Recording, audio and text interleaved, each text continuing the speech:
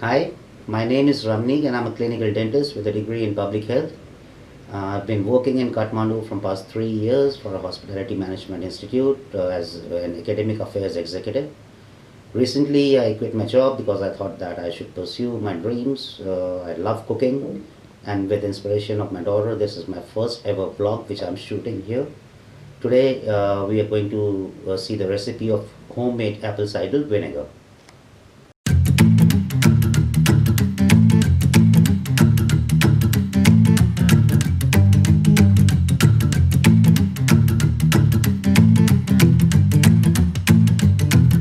Welcome to my kitchen.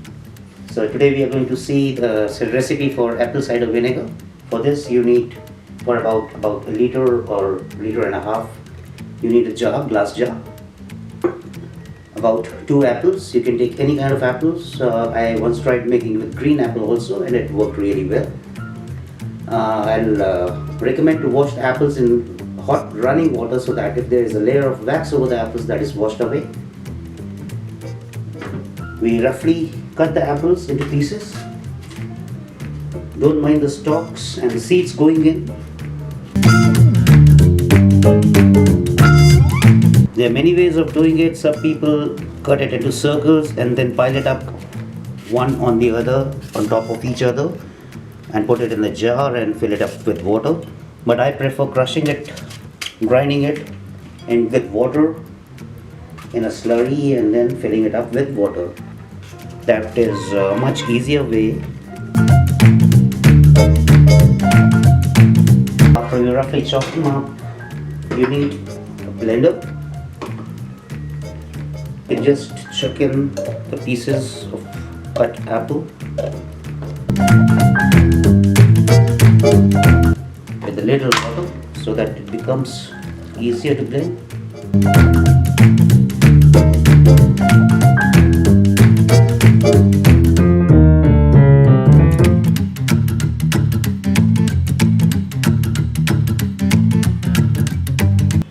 To the same, you can add the remaining pieces of apple and grind them as well.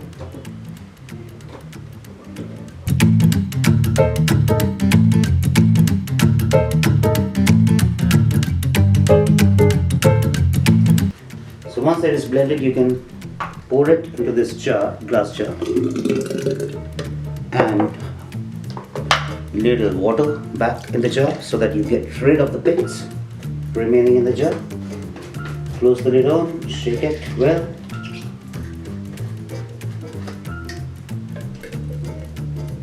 and top up the jar with water, leaving some space for the gases to escape. To this we add about 2 teaspoons of sugar to initiate fermentation, because I'm not using any yeast here, and the commercial apple cider vinegar about 2 teaspoons so that the fermentation process is enhanced with this. The best temperature for fermentation is around 20 to 25 degrees centigrade, and your kitchen shelf is the best. Always remember to stir this using a wooden spatula. Never use a metal spatula. Once done, the liquid looks a little darker. When you're putting on the lid, always see that you don't seal the lid properly. You have some place for air to escape, because fermentation causes gases, and you don't want the fruit flies in your kitchen, so you can just cover it up just like this with a muslin cloth. So you don't have any fruit flies around. Let it sit on the kitchen shelf for around 10 days on one side, and remember to stir it with a wooden spatula every day, at least once or twice. Stirring this mix always helps in fermentation. I have one batch here which has been lying on the shelf for past 10 days. This is how it looks.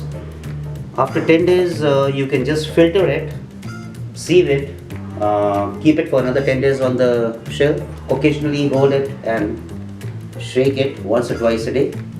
After 10 days again, so the whole process takes around 20 days. After 10 days again, you can bottle it in a glass bottle and refrigerate it, and you can consume it over a period of a month or so.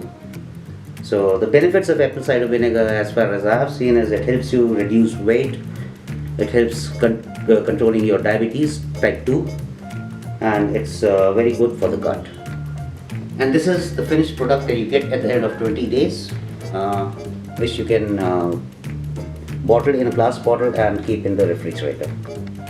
You can have 2 teaspoons of this diluted in a glass of water every night after dinner. If you want extra benefits, you can add flaxseed powder along with that, half teaspoon, which is really good for your heart health.